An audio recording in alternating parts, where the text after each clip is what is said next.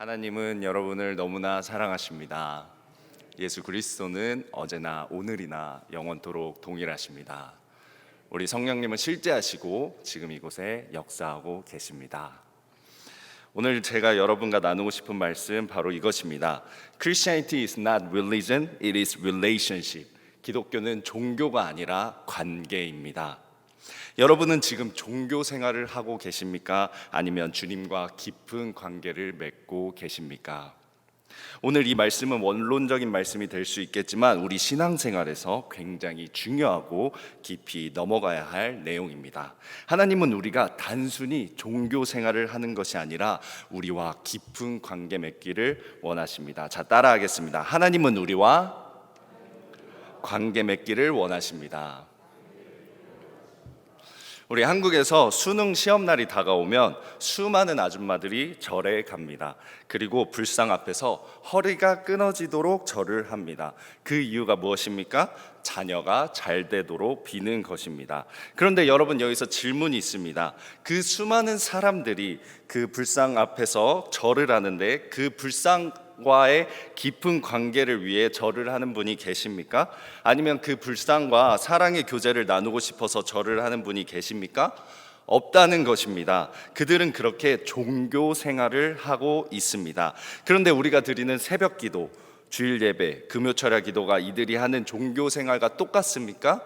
결코 그렇지 않습니다. 우리는 단순히 하나님을 콜라 뽑아 먹는 자판기라고 생각해서 1,000원을 넣으면 콜라가 나오는 것처럼 1시간 기도했으니까 이것을 받아야지 라고 생각하지 않습니다. 이것은 종교 생활입니다. 하지만 여러분, 하나님은 자판기가 아닙니다. 그분은 인격이시고 실제하시며 우리와 깊은 관계 맺기를 원하십니다.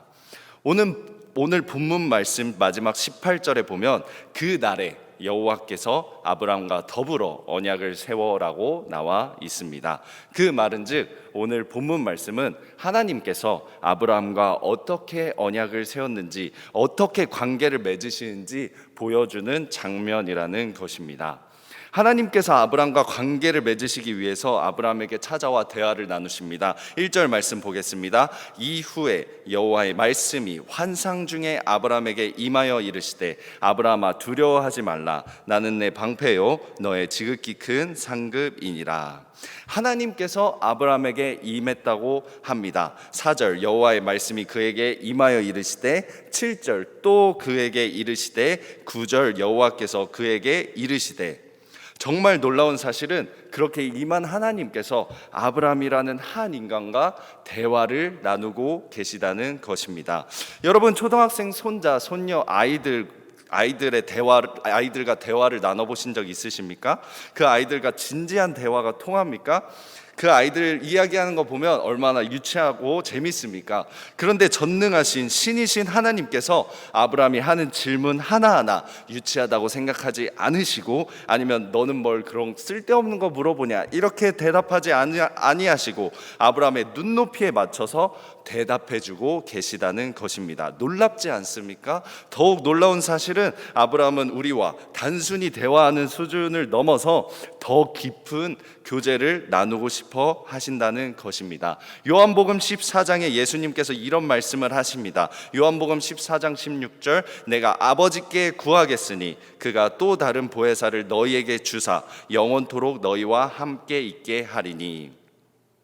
여기서 보혜사는 성령님을 의미합니다. 이 구절에서 보혜사라고 번역한 헬라어 단어는 파라클레토스인데요, 대언자, 위로자, 중보자, 지지자, 돕는 자, 변호자, 상담사라는 의미를 갖고 있습니다. 특별히 학자들 사이에서는 대언자라는 의미를 가장 유력하다고 생각하고 있는데, 그 이유는 요한일서 2장 1절에 나오는 똑같은 파라클레토스라는 단어를 대언자라는 의미로 썼기 때문입니다. 요한일서 2장 1절을 보면 나의 자녀들아 내가 이것을 너희에게 쓰면 너희로 죄를 범하지 않게 하려 함이라.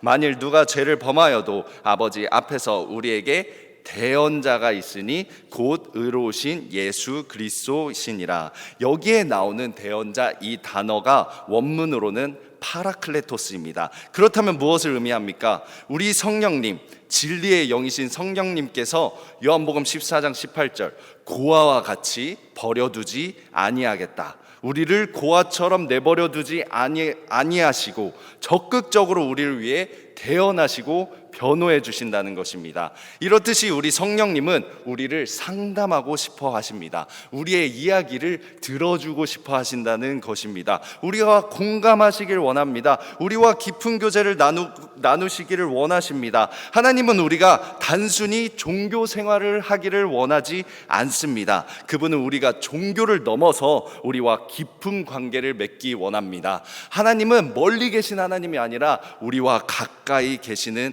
하나님이십니다. 이런 하나님과 깊은 관계 맺으시는 여러분 되시기를 주님의 이름으로 축원합니다.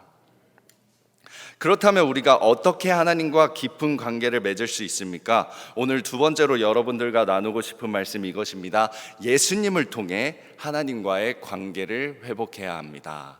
자, 따라하겠습니다. 예수님을 통해 하나님과의 관계를 회복해야 합니다.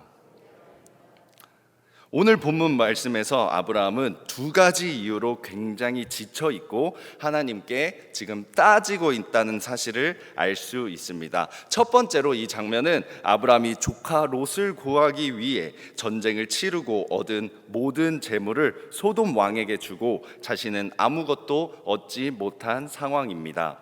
두 번째는 하나님께서 아브라함을 갈대아 우르에서 데려올 때 너에게 큰 민족을 주겠다라고 약속하셨는데 아브라함은 100세가 되도록 자식이 없었습니다. 지금까지 묵묵히 하나님을 따라왔던 아브라함이 이제 폭발해서 하나님께 말대답하기 시작하는 것입니다. 무엇을 주려고 하십니까? 저는 자식이 없습니다. 8절 그가 이르되 주 여호와여 내가 이 땅을 소유로 받을 것을 무엇으로 알리이까? 결국 아브라함은 이제 사인을 구하고 있습니다. 어떠한 표적, 하나님께서 하신 이 약속의 효력이 담긴 계약서를 요구하고 있다라는 것입니다. 그래서 하나님 어떻게 하십니까? 아브라함을 이끌고 나와서 수많은 별을 보여주면서 너에게 큰 민족을 주겠다 이렇게 말씀하시면서 오늘 본문 마지막 쪽으로 가면 하나님은 아브라함과 언약을 맺기 시작합니다. 9절부터는 하나님과 아브라함이 계약서를 작성하는 과정이라고 보시면 되겠습니다. 9절 여호와께서 그에게 이르시되 나를 위하여 3년 된 암소와 3년 된 암염소와 3년 된 숫양과 산비둘기와 집비둘기 새끼를 가져올지니라. 10절 아브라함이 그 모든 것을 가져다가 그 중간을 쪼개고 그 쪼갠 것을 마주 대하여 놓고 그 새는 쪼개지 아니하였으며. 왜 아브라함은 하나님과 언약을 맺는 과정에서 이렇게 짐승들을 쪼갰을까요? 우리가 이 말씀을 제대로 이해하려면 이 당시 고대 근동시대 때 행했던 계약에 관한 풍습을 알아야 합니다. 이 당시 강한 부족과 약한 부족이 서로 언약을 맺을 때 치룬 예식이 있었습니다. 먼저 그들은 서로 마주보고 섭니다. 그리고 서로 지켜야 할 조항들을 쓴 돌판을 하나씩 세웁니다. 그리고 가축을 쪼개서 그 시체를 그 사이에 둡니다. 그런 다음에 약한 부족의 추장이 그 쪼갠 가축의 시체 사이를 지나갑니다. 이것은 무엇을 의미하냐면 만약 이 약한 부족이 이 언약을 깨버릴 시에는 이 쪼개진 가축의 시체처럼 내가 쪼개져 버리겠다라는 의미입니다. 말씀을 계속 보겠습니다. 12절 해 질 때에 아브라함에게 깊은 잠이 임하고 큰 흑암과 두려움이 그에게 임하였더니, 그리고 17절 해가 져서 어두울 때 연기 나는 화로가 보이며 타는 횃불이 쪼갠 고기 사이로 지나더라.